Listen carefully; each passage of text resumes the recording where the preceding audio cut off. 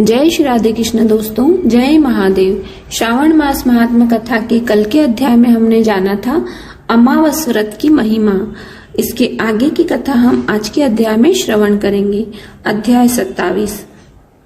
भगवान श्री सदाशिव ने कहा, हे सनत कुमार, अब मैं श्रावण मास में कर्क तथा सिंह संक्रांति में जो कुछ कार्य करना होता है वह भी तुम्हें बतलाऊंगा। कर्क संक्रांति से सिंह की संक्रांति तक सब नदियां रजस्वला हो जाती है। उस काल में उन नदियों में स्नान नहीं करना चाहिए। समुद्र में गिरने वाली नदियों में स्नान करने से कोई दोष नहीं होता। कुछ मुनियों का कहना है कि कर्क संक्रांति से दक्षिण दिशा स्थित भगवान अगस्त के उदय काल तक नदियां रजस्वला रहती है। ग्रीष्म ऋतु में भूमि पर जो नदियां सूख जाती है वह अल्प जल वाली छोटी नदियां भी तब तक रजस्वला रहती है। अपने आप जिन नदियों की गति 8000 धनुष न हो, उन नदियों में वर्षा ऋतु में 10 दिन तक स्नान नहीं करना चाहिए। उन नदियों को नदी न कहकर गर्व कहना चाहिए। कर्क संक्रांति के आरंभ में बड़ी नदियां रजस्वला हो जाती है।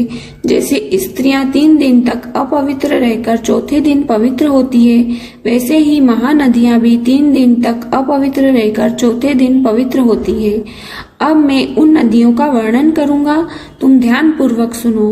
गोदावरी, भागीरथी, तुंगभद्रा, वेणिका, तापी और पयोष्णी, ये 6 नदियां विंध्य पर्वत से दक्षिण में बहती है। भागीरथी, नर्मदा, यमुना, सरस्वती, विशोका तथा वित्स्ता, यह 6 महानदियां विंध्य पर्वत के ऊपर बहती है। 12 महानदियां देवर्षि क्षेत्र से प्रादुर्भूत है। देविका, कावेरी, वंजरा और कृष्णा, यह 4 नदियां कर्क संक्रांति हो जाने पर एक दिन रजस्वला होती है। कर्क संक्रांति से 3 दिन गौतमी नदी रजस्वला होती है। चंद्रभागा, सती सिंधु, सरयू, नर्मदा, गंगा, यमुना, लक्षधारा तथा सरस्वती, यह 9 नदियां एवं नद नाम सुविख्यात शोण सिंधु, हिरण्य, कोकिल, अहिर्त, घग्गर, शतद्दु, यह 7 पवित्र रहती है। यह रजस्वला नहीं होती। धर्मद्रवा, गंगा, यमुना तथा सरस्वती, यह सब काल में गुप्त रजोदोष वाली होती है। यह सदा ही पवित्र है। जो नदी तट निवासी है उन्हें रजस्वला जन्य पाप नहीं लगता। रजोदृष्ट जल भी गंगा जल में मिलने से पवित्र हो जाता है। बकरी, गो, भैंस, प्रसूता स्त्री और भूमि में नवीन जल, यह 10 रातों के पश्चात शुद्ध होते हैं। जहाँ पर कूप तथा बावली न हो वहाँ पर नदी का जल अमृत तुल्य है। रजोदृष्ट समय में भी ग्राम निवासियों को नदियों का जल प्रयोग करने से कोई पाप नहीं लगता। अन्य द्वारा जल के निर्गत करने पर भी रजोजन्य पाप नहीं होता। श्रावणी उत्सर्ग, प्रातः स्नान, विपत्ति, चंद्र ग्रहण और सूर्य ग्रहण के समय रजोदोष नहीं होता। अब मैं सिंह संक्रांति पर गो प्रसव के फल को बतलाऊंगा। सिंह के सूर्य हो जाने पर जिसकी गो ब्याई हो उसकी 1 मास के अंदर निश्चय ही मृत्यु हो जाती है।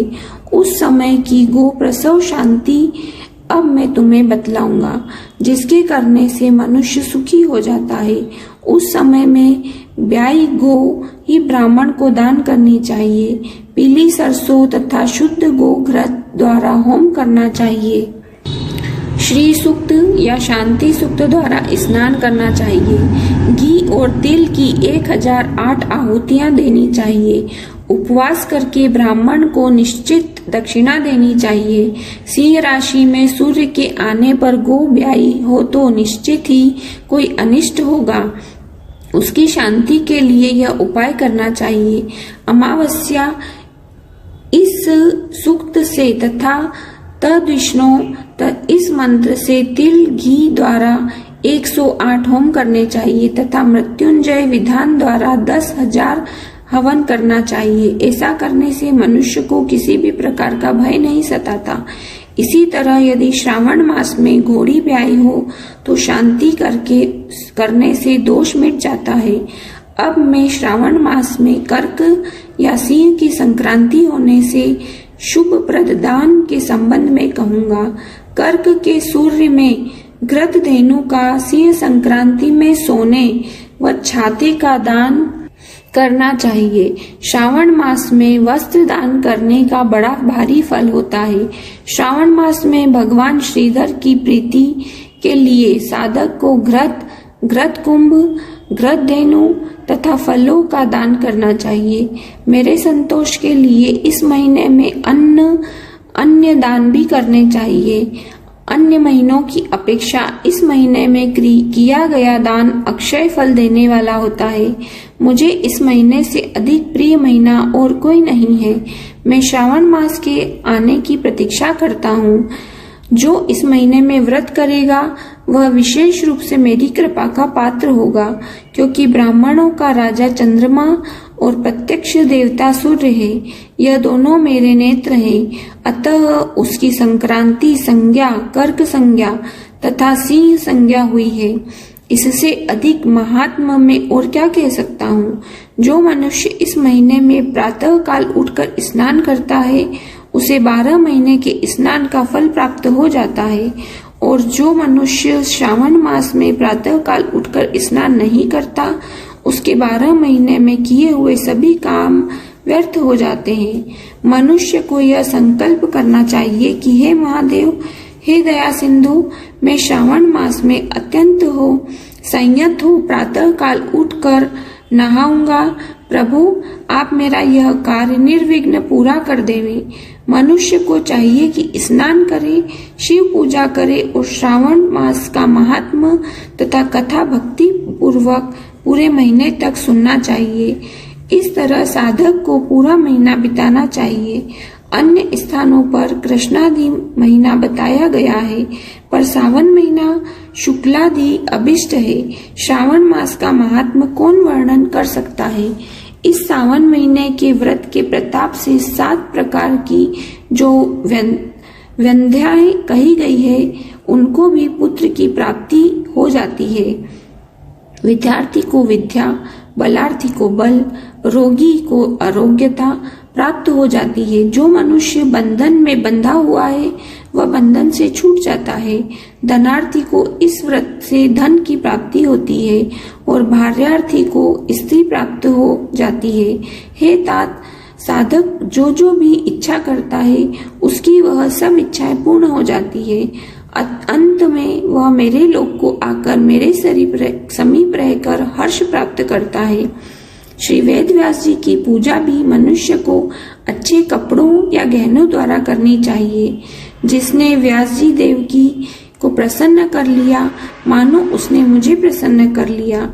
जो श्रावण मास का महात्म सुनकर भगवान श्री वेद व्यास का पूजन नहीं करते, यमराज उनका कान काट लेते हैं, जिससे कि वह बहरा हो जाता है। अतः मनुष्य को चाहिए कि श्रावण मास में श्री व्यास जी का पूजन भी अवश्य करें। जो भक्ति सहित इस श्रावण मास के महात्म को पढ़ता या सुनता है उसको महान पुण्य की प्राप्ति होती है। बोलो काशी विश्वनाथ भगवान की जय। आज का अध्याय यहीं समाप्त होता है। इसके आगे की कथा हम कल के अध्याय में श्रवण करेंगे।